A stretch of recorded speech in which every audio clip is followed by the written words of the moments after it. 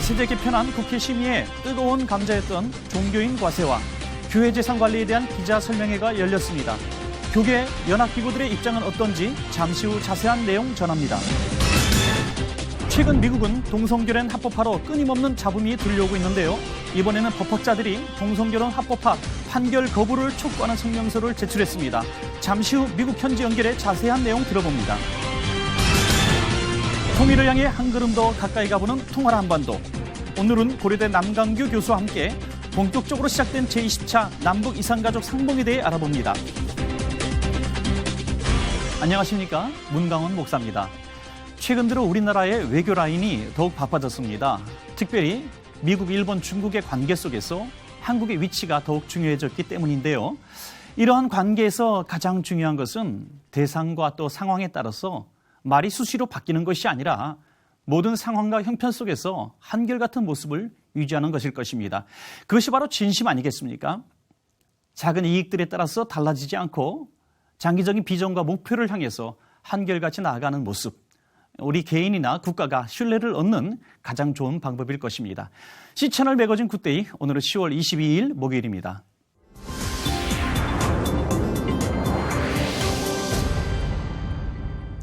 첫 순서로 국내 뉴스부터 정리해드립니다.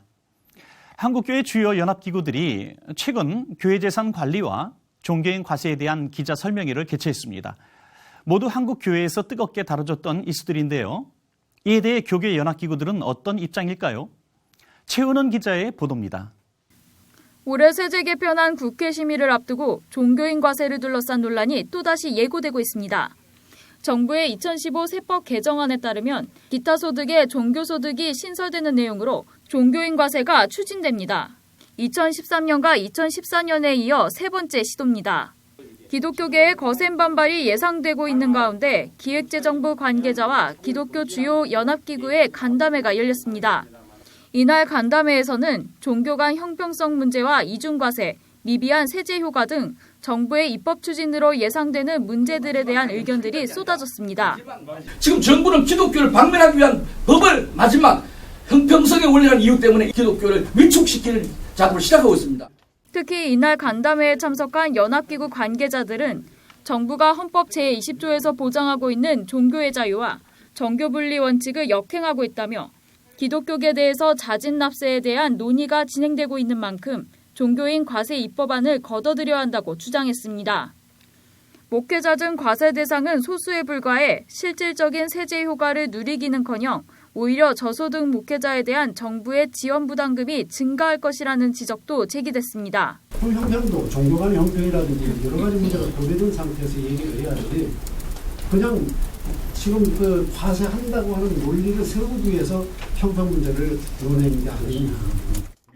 기획재정부 대표로 참석한 이용주 과장은 세수를 기대하고 종교인 과세를 추진하는 것이 아니라 국민 계세주의라는 형평성에 따라 종교인의 납세도 이뤄져야 한다고 강조했습니다. 또한 자진납세에 대한 종교계의 입장 표명에는 긍정하면서도 실질적인 자진납부가 이뤄질지에 대해서는 의구심을 제기했습니다. 자진납부를 하겠다라고 하면서 그게 되고 하니까 정부도 조금 계속 이런 기간이 길어지다 보니까 어떤 입법을 좀 통해서 기본적으로 그 자진 납부를 하되 납부하지 않을 경우는 좀 이렇게 과세하는 그런 컨셉의 입법안을 마련한 겁니다. 기독교계는 종교의 형평성을, 정부는 일반 근로자와의 형평성을 이야기하면서 이날 간담회는 종교인 과세에 대한 서로의 입장 차이만 확인하는 자리였습니다. C채널 뉴스 최은원입니다. 이번에는 나라밖 소식입니다. 우리의 삶은 매 순간 믿음의 고백이 말과 행동으로 나타나곤 하는데요. 때로는 신앙 때문에 부당한 대우를 받기도 합니다. 최근 동성결혼 반대로 인해서 불이익을 감수해야 했던 미국의 두 여성의 행동이 복음주의자들에게 큰 도전이 되고 있다고 합니다. 미국에서 전해온 소식입니다. In the fight for religious liberty, two Christian women are standing out for their action and being considered heroes. Kim Davis, the Kentucky clerk who refused to issue marriage licenses to gay couples, and Barronelle Stutzman, a Washington state florist who would not sell flowers for a gay couple's wedding. Both paid a price for their stance. Davis went to jail. Stutzman faces lawsuits that could take her business and everything she owns.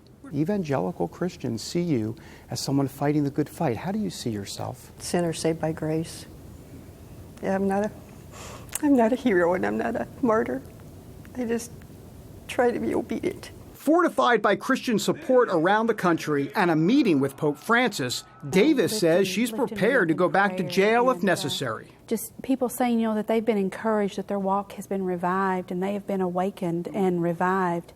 And, I think, Lord, if this is all that comes of this, it's worth it, to get your church stirred and get the body of Christ revived and standing up again. And when I mean standing, I don't literally mean standing. I'm talking about standing on our knees in prayer, because that's where we do our fighting. Critics call Davis a less than perfect messenger to defend traditional marriage. She's been divorced 3 times, but just recently gave her life to Jesus Christ. And she marvels at how God has used her. You ever thought about that? Just how God is just using folks in all different ways, and folks that it's all throughout the Bible, really.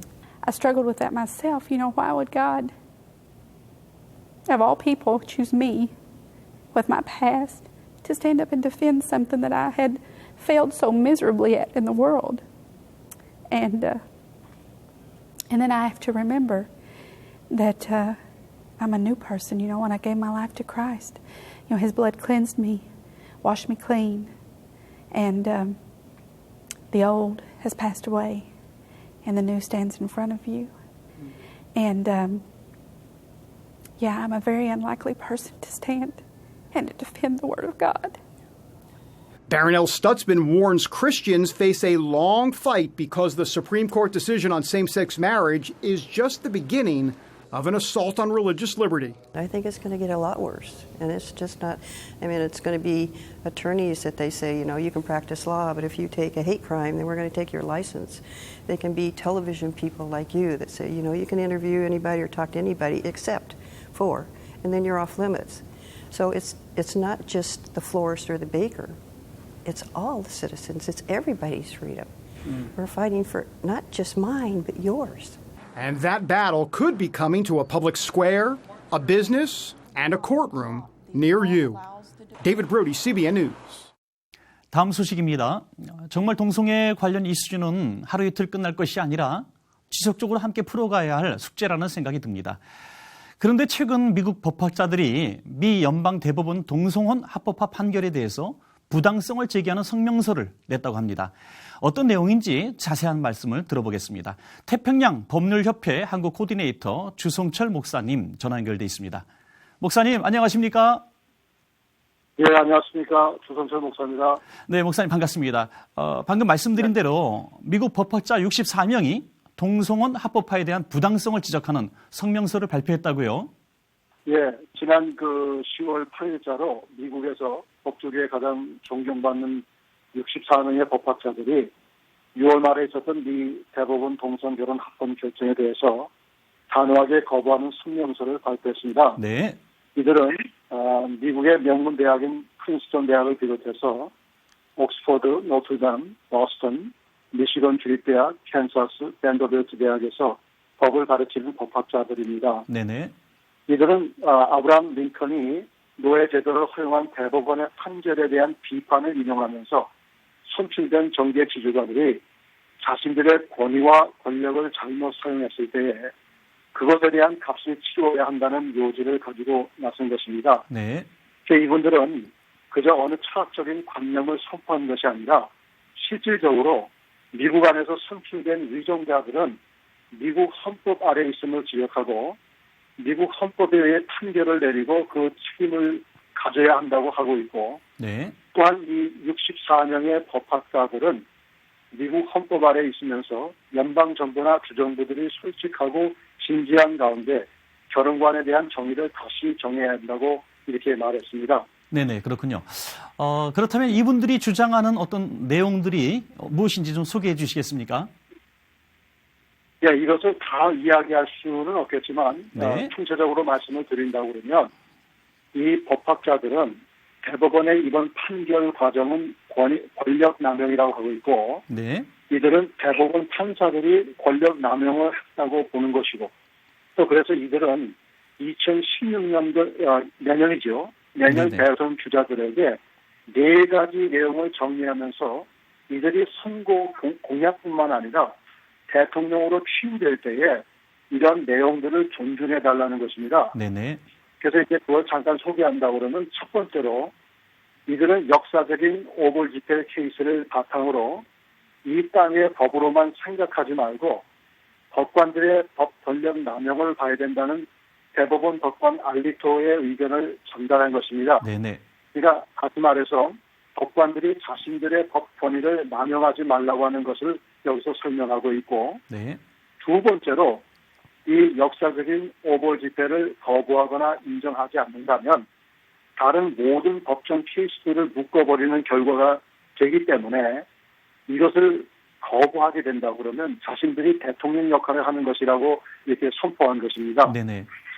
그리고 이제 세 번째로 대통령이 법관들이나 대법원 판사들을 선정할 때에 미국의 헌법을 존중하고 따르는 사람들을 지명할 수 있기를 부탁했고 네. 마지막으로 이제 미국에서 Bill of Rights라고 하는데 이것을 미국 대헌장 10개 항목을 얘기하고 있는데 네. 이것을 존중하고 지킬 수 있어야 된다고 그러고 또 전통적인 결혼관 즉 결혼은 한 남성과 한 여성에게 국한된다는 것을 지켜달라고 이렇게 강력히 요청한 그런 선언서가 되겠습니다. 네네, 그렇군요. 아주 잘 정리된 내용들인데요. 이런 것들을 가지고 이렇게 또 주장하고 있는데 사실 이런 움직임들이 가시적인 효과가 있을까요? 어떻게 보십니까?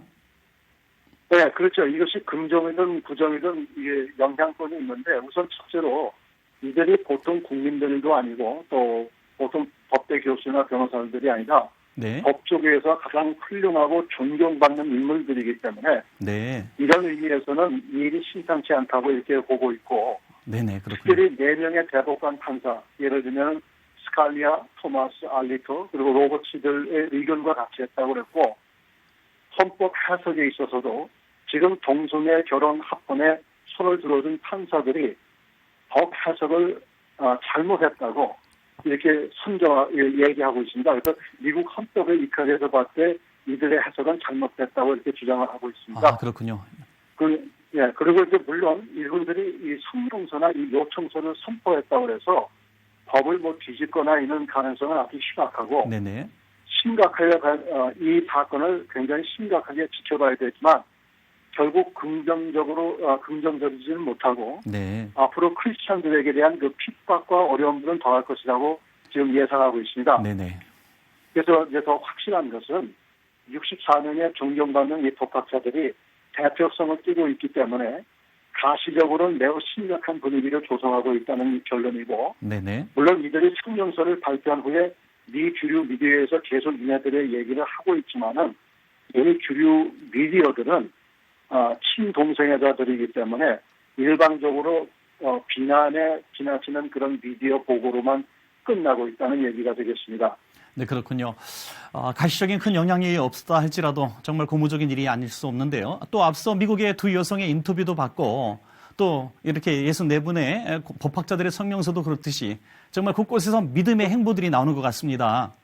그래서 이제 마지막으로 다시 언급하고 싶은 내용 가운데 하나는 64명의 법학자들의 성명서는 내는 이 성명서는 미국 전 국민에게 가시적으로 매우 큰 역할을 했다고 볼 수가 있습니다. 네, 그렇군요. 물론 대법원 판결을 뒤집을 수 있는지는 아직 미지수가 돼요. 아직도 대부분의 미 국민들은 동성 결혼 합헌을 반대할 뿐만 아니라 완강히 거부하고 있다는 것을 알 수가 있겠습니다. 네. 잠시 통계를 소개를 한다 그러면 대법원 판결이 있기 전에 미국 50개 주들이 어떻게 동성 결혼을 허락했는지 살펴보면은 미국 국민들은 동성애 아니면 트랜스젠더들을 허용하지 않고 있다는 것이고 네. 정부 요원들이나 정치인들의 주관이라고만 생각할 수밖에 없는 것은 네. 동성 결혼을 합법화시킨 주들을 살펴보면 총 39개 주가 되는데 네. 그 39주 가운데 주정부 판결로 허락된 주가 27개 주고 네네. 그 주정부 입법부에서 허락한 것이 8개 주고 그리고 오직 3개 주만 주민 발의안 주민들의 투표를 통해서 동성 결혼을 합법화시킨 것을 보았을 때에 네, 그렇군요. 실질적으로 전 국민들은 이런 것을 반대하고 있습니다. 네, 자세한 소개를 이렇게 들으면서 말씀을 드리면서 아직도 희망은 있구나 하는 생각을 하게 됩니다. 한국교회 안에서도 정말 많은 논의가 지금 이 문제에 대해서 있는데요. 대안을 찾아가고 있습니다. 말씀하신 대로 이런 모든 일이 비단 정치적인 일로만 해석되지 않고 또 하나님의 시각으로 해석되어지고 또 질서를 찾아갈 수 있기를 바라겠습니다. 목사님, 오늘 소식 감사합니다. 예, 감사합니다.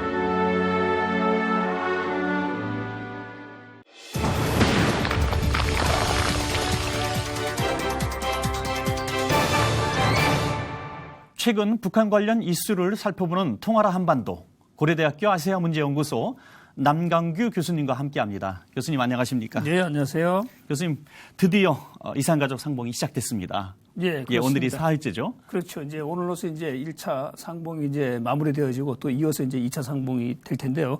지난 그 20일이죠. 오후 이제 금강산 이산가족 연회소에서 20차 이산가족 이제 상봉이 이루어졌습니다. 첫날 이제 한 3시 좀 넘어서 시작됐는데요.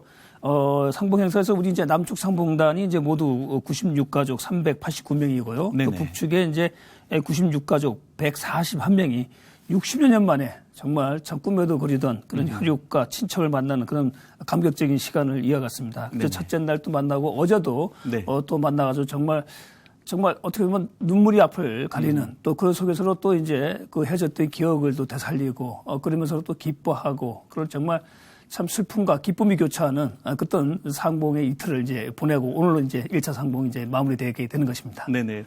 정말 우리가 TV로 화면만 봐도 눈시울이 뜨거워지는데요.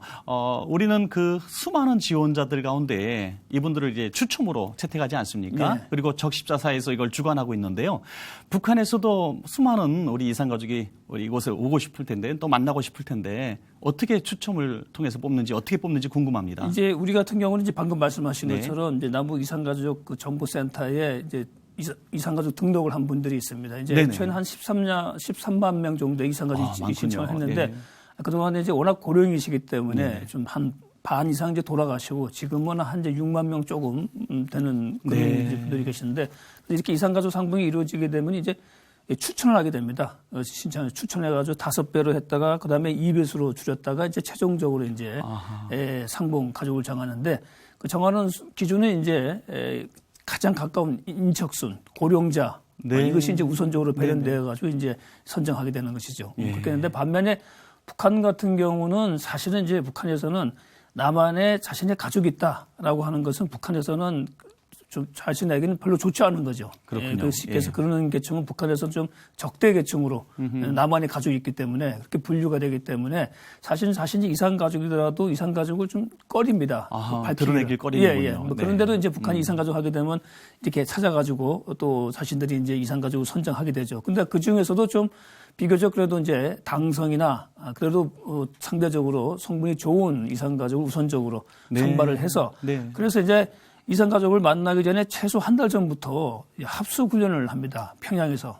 합숙훈련을 통해가지고 우선은 이제 좀 그 북한 주민들이 대부분 좀 약간 영양이 좀 부족하지 않습니까? 그래서 좀 많이 식사를 하게끔 해가지고 좀 체중도 불리고 그리고 이제 그 얼굴에 좀 약간 윤기가 나게 하기 위해 가지고 화장도 이렇게 좀 해주고 한 달 동안 이렇게 좀 어떻게 보면 좀 모양을 갖추죠. 그래서 이제 북한 당국에서 만났을 때 들어가는 그 옷 같은 경우는 단체로 다 해줍니다. 네. 그렇게 해서 이제 만남이 성사되어지고, 근데 성사되어지고 끝나고 난 다음에 사실은 그 북한 이산 가족들이 그 만나면서 거의 한 달 이상 합숙하면서 거기 들어갔던 경비는 이제 사실 북측 이산 가족들이 북한 당국에 다시 그걸 내야 됩니다. 그렇군요. 그래서 이제 네. 사실은 이제 이 만나게 되면 우리 남한에서 간 우리 이산 가족들이 이 그 북한인 북측 가족들에게 뭐 좀 현금도 주기도 하고 물품도 주기도 하는데 네. 뭐 그런 부분들이 또 일부분은 이제 북한 당국에게 또 그것으로 들어가게 되는 것이죠. 그렇군요. 그러니까 북한에서는 우리처럼 이렇게 추첨으로 뽑는 것이 아니라 그렇죠. 정말 나서도 부끄럽지 않은 예, 또 예. 지성인들 지성인들 가운데서도 나름대로 그렇죠. 말 잘하는 사람 또 괜찮은 사람 또 하나 뽑는 중요한 거군요. 그 교육이 그 가족들을 만나면 하여간에 그 북한의 체제를 선전하는 것. 그렇군요. 또 이제 예. 최고 지도자를 가지고 또 선전하는 것. 네네. 이런 것도 이제 교육을 받게 됩니다. 그래서 그렇군요. 이산 가족들이 만날 때 먼저 얘기하게 되면 우리 북한은 정말 뭐 부족한 것이 없다. 지상낙원이다. 뭐 최고 지도자는 가장 정말 위대하다. 뭐 이런 걸 가지고 이제 그 우리 가족들에게 또 만나는 우리 남한 가족들에게 이제 전달하는 그런 선전 또 네네. 교육을 받게 됩니다. 그리고 비용도 이제 본인들이 부담해야 되는 형편이기 그렇죠. 때문에 예. 천상 또 남한 가족에게 손을 벌릴 수밖에 없는 그렇죠. 이런 상황이군요. 예. 그렇기 때문에 네네. 그 사실 우리 남한 가족들이 헤어질 때는 아쉬움에 그래서 네네. 이제 현금을 네. 또 주고 하는데 네네. 뭐 그것이 이제 또 북한 당국에게 좀 들어가는 것이죠. 이 부분은. 예. 참 슬픈 일이긴 합니다만은 그래도 만남의 기쁨이 그 모든 것들을 이길 수 있을 텐데요. 네. 참 조마조마했습니다. 성사될까 안 될까. 그렇죠. 네네. 이번 같은 경우는 이제 워낙 한 1년 8개월 만에 작년 2월 달에 이산가족 상봉이 있었죠. 그때도 그 금강산에서 만났는데 한 겨울에 추운 날씨에 만나고 이제 한 1년 8개월 만에 다시 만나게 됐는데 이번 같은 경우는 지난 그 8월 달에 그 남북 간의 어떤 그 긴장이 고조되었을 때 그때 이제 남북 간이 8.15 합의를 하지 않았습니까? 거기서 이제 이산가족 상봉을 하자라고 남북이 합의를 해가지고 이제 이루어진 것인데, 그 합의를 하고서도 사실은 좀 약간 좀 불안했던 것이, 네네. 북한이 이제 10월 10일 날 노동당 창건 70주년을 맞아가지고 또 이 장거리 미사일을 만약에 발사하게 되면은 이게 또 이산가족 상봉에 영향을 미칠 수밖에 없는 것이죠. 뭐 그러지 않을까 좀 조마조마했는데 뭐 북한이 일단은 그 미사일 발사를 안 했기 때문에 그런 면에서 일단은 이 이산가족 상봉 만나는 데는 이제 별 지장이 없이 그래서 네네. 이제 이번에 이렇게 성사되게 된 것입니다. 예. 참 다행스러운 일이었습니다. 예. 우리 측에서는 남측에서는 김성주 총재 또 김선양 부총재가 적시자사 대표로 나가서 모든 일을 주관했는데요. 네. 북한에서는 이 주관 부서는 어떻습니까? 북한도 역시 북쪽 그 적십자회가 있습니다. 그래서 우리처럼 이제 이번 같은 이산가족 상봉 같은 경우는 이제 남북의 적십자회가 이제 주관을 해서 하게 되는데, 근데 좀 특이할 점은 이번 이제 남북 이산 상봉을 앞두고 북한의 그 조선 적십자회 중앙위원회 이제 위원장이 이제 그전엔 강수린이라는 인물이었는데요. 네. 이번에 이제 리충복으로 이제 교체가 됐습니다. 그렇군요. 그래서 이제 이산가족 상봉하기 한 일주일 전에 이제 교체가 됐는데 왜 교체가 되었는가 하는 부분은 아직 뭐 정확한 이유는 없습니다. 없는데 지금 또 다른 또 남북의 좀 만남이 또 있거든요. 거기서 또 들어온 얘기를 의하면은 그 전에 그 강수린 그 위원장이 당뇨병이 있어가지고 네. 건강이 안 좋다. 네. 뭐 그런 얘기가 좀 나온 거로 봐가지고 아마 이제 건강 문제로 이번에 이제 리충복 씨로 이제 바뀐 것이 아닌가 일단 그렇게 좀 보여집니다. 네, 항상 참 북한과의 이런 만남을 통해서 보면은 참 불안해요. 일주일 전에 대표를 바꾼다. 참 있을 수 없는 일인데요. 예, 우리로서는 좀 약간 네네. 좀 그 갑자기 위원장을 바꾼다, 대표를 바꾼다 네네. 그런 좀 있는데 아마 또 그런 이유가 있는 것 같습니다. 그래서 또 네네. 적십자 문제고 뭐 남북 이산 가족들의 또 만남이기 때문에 큰 어떤 뭐 정치적인 이유로 교체되지는 않았을 거로 이제 보여지게 됩니다. 일단은 뭐 좀 몸이 아픈 게 아닌가 일단 네, 그렇게 그렇게 좀 받아들여 추측하는군요. 추측을 합니다. 네네. 예. 어쨌든 참 이번 만남 다행스럽게 온 국민이 생각하고 있습니다. 그리고 또 정말 많은 이산 가족들이 지금도 정말 이게 정말 예. 입사보다 더 어려운 것 같아요.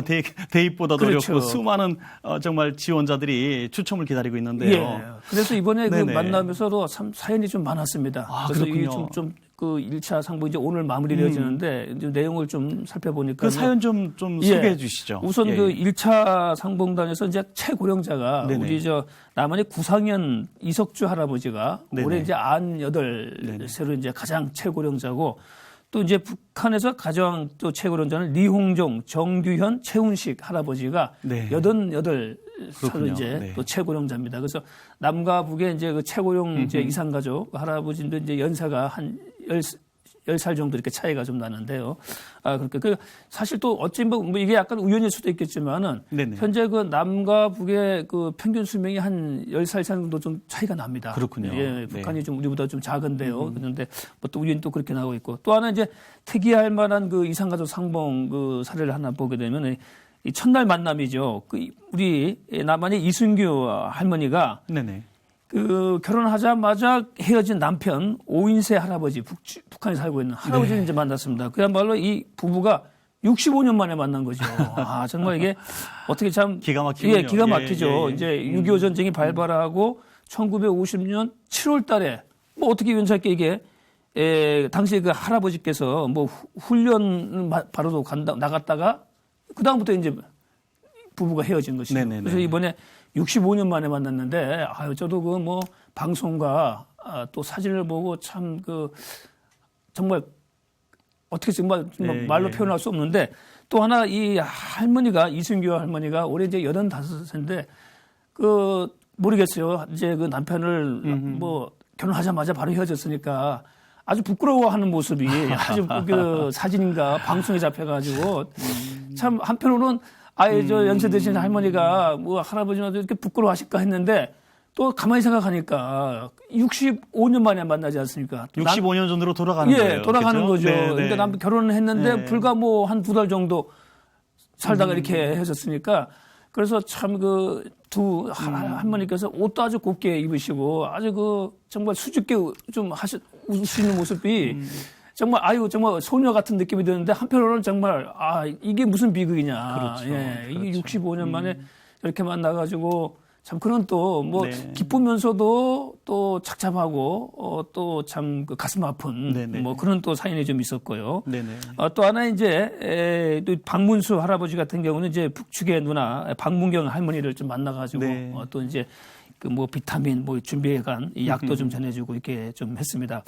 또 하나 이제 우리가 주목해야 할 부분들이 북한의 최고 수학자였던 이제 조주경 이제 돌아가셨는데요. 네네. 이 조주경 씨는 과거에 이 남북 이산 가족 때 한번 또 만난 적이 있습니다. 네. 그리고 이제 했는데 그 조주경 씨의 아내 림리규 이제 네. 북쪽에 살고 있는 것이요. 이분이 이제 남한에 사는 동생 이막규 씨하고 조카 이명근 씨, 시동생 조주찬 씨를 만났습니다. 네. 그래서 또 이런 또 만남이 있어가지고 또 뜻깊었었고요. 그래서 이번 이산가족 상봉 만남을 좀 특징을 보게 되면은 이 씨께서 이제 그 부자지간 네네. 또 형제지간이 한 5분밖에 안 돼요. 그러니까 부부지요. 부부하고 부모 상봉이 5분밖에 안 된다는 얘기는 이제 쉽게 해서 남북 이산 가족들이 워낙 고령자고 네네. 하다 보니까 이제 직계가족 부부나 아니면 자식 부자지간은 이제 상봉은 상당히 그 적다라는 것이죠. 그렇군요. 예. 네. 그래서 정말 이걸 보더라도 이제 얼마 남지 않은 우리 정말 이산 가족분들 연세가 워낙 많으시니까 이분들을 빨리 하여간에 지금 만나게 해야 되겠다 하는 네네. 것을 더욱 절실히 느꼈습니다. 그래서 네네. 이제는 주로 삼촌 이상의 이제 뭐 예를 들어서 사촌들이나 뭐 다른 어떤 친인척 뭐 이런 어떤 이산 가족들이 대부분을 차지하고 있고 그렇군요. 예. 직접 어떤 그런 부부나 부자지간 바로 우리가 바로 직계라고 할 수 있는 또 부부라고 할 수 있는 이런 이산 가족은 갈수록 그렇군요. 또 줄어들고 예. 있는 그런 모습을 우리가 볼 수가 있었습니다. 참 슬픈 일입니다, 교수님. 예. 정말 이제 65년 만에 만나도 예. 얼굴을 알아볼 수 있는 그 정도의 연세 어르신들은 정말 얼마 남지 않았다는 그렇죠. 이런 말씀인데요. 그래서 이제 정말 더 우리가 조급한 마음이 들고요. 또 이 정례화가 이루어져야겠다는 생각이 드는데 정례화에 대해서 어떻게 생각하십니까? 그렇죠. 예. 이제 이게 뭐 더 이상 이제 미룰 수가 없죠. 네네. 이제 이 이산 가족이 대부분 한 뭐 70% 이상이다, 80대 이상 네네. 고령자이시기 때문에 뭐 어떻게 하든 간에 이 빨리 조속한 시간 안에 일단 다 만나야 되는데 지금 이제 이산 가족 신청해도 기다리는 분이 한 6만 조금 안 되시는 분들이 있거든요. 네네. 이분들이라도 우선 이제 만나게 하려면은 지금처럼 이렇게 뭐 한 번 만나가지고 뭐 100명 만난다 이래가지고는 이제 도저히 안 되는 것이죠. 그렇군요. 지금까지 예. 그 이산가족 신청해가지고 만난 분이 한 2%가 채 안 됩니다. 그렇게밖에 안 되군요. 예. 그렇기 때문에 이제는 이번 만남을 계기로 해가지고 어떻게 간에 많은 이산가족들이 또 수시로 이렇게 무슨 이번 만남도 한 1년 8개월 만에 이루어졌는데 수시로 만날 수 있도록 하고 또 하나 이제 그 전에 이제 남과 북의 가족들을 생사 확인을 할 수 있는 또 이제 서로 편지도 주고받을 수 있고 또 나가서 이제 고향 방문까지 이제 계속 뭐 이게 금강산에서 만나는 것도 좀 그렇습니다. 연세가 많으신 분들이 그 먼 거리 가가지고 또 이동하고 말입니다. 상당히 불편하기 때문에 가까이서 만나고 또 대충 이동이 가능하면 이제 그 고향도 서로 방문하면서 이런 어떤 만남을 해가지고 이제 이 받게 됩니다. 이 문제가. 그래서 이제 이산가족 문제는 단순하게 이 남과 북의 어떤 그런 문제가 아니라 어떻게 보게 되면 이 6.25 전쟁은 20세기의 어떤 그 세계사의 비극 아닙니까? 그렇죠. 근데 그것이 지금까지 아직 해소되고 있지 않은 상황 아닙니까? 그래서 세상에 이 지금 20세기에 어떻게 가족들이 헤어져 가지고 60년, 65년 이상을 못 만나는 이런 경우가 어디에 있습니까? 그러니까 이거는 어떻게 보게 되면 이제 아주 그 보편적인 인권의 문제고 사실은 전 세계가 이 문제에 관심을 갖고 어떻게 하든 간에 이산가족들의 그런 아픔과 한을 가지고 풀어줘야 될 하나의 인류의 숙제라고 볼 수가 있습니다. 또 하나 이것이 이제 시간이 얼마 남지 않았기 때문에 앞으로 시간이 지나면 하고 싶어도 못하게 되는 것 아닙니까? 그렇죠. 그래서 이번은 이렇게 하더라도 이번 끝나고 난 다음에 남과 북의 당국자들을 만나가지고 그동안 얘기되어 왔던 수시로 많은 분들이 그래서 하여간에 이산가족들이 살아 생전에 원하는 가족들을 가지고 만날 수 있도록 남과 북이 정말 머리를 맞대고 남과 북이 서로 뭐 정치적으로 다를 수도 있고 서로 갈등이 있을 수도 있을지 모르지만은 이산가족 문제만은 정말 남과 북이 다른 걸 다 떠나가지고 또 모든 정치적인 걸 떠나가지고 반드시 해결을 해야 되겠습니다. 네, 교수님 말씀 듣고 보니까 더 마음이 조급해집니다. 정말 우리 인권의 문제고 또 개개인의 만남이 아니라 민족과 민족의 그런 귀한 만남인데 속히 정례화되고 다양한 방법으로 만남이 이루어져서 정말 나중에는 자유롭게 왕래하면서 가족들이 만나는 날을 기대해 보겠습니다. 교수님 오늘 귀한 말씀 감사드립니다. 네, 고맙습니다.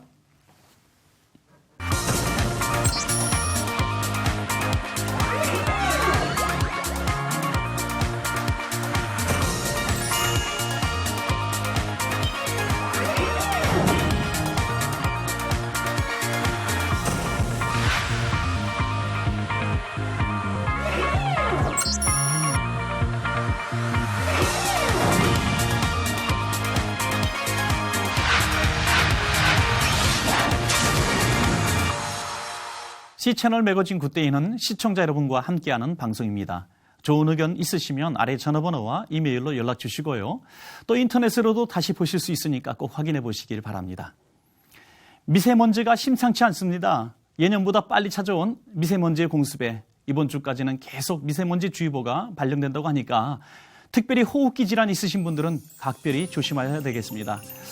오늘 순서는 여기까지고요. 저는 다음 시간에 인사드리겠습니다. 시청해 주신 여러분 고맙습니다.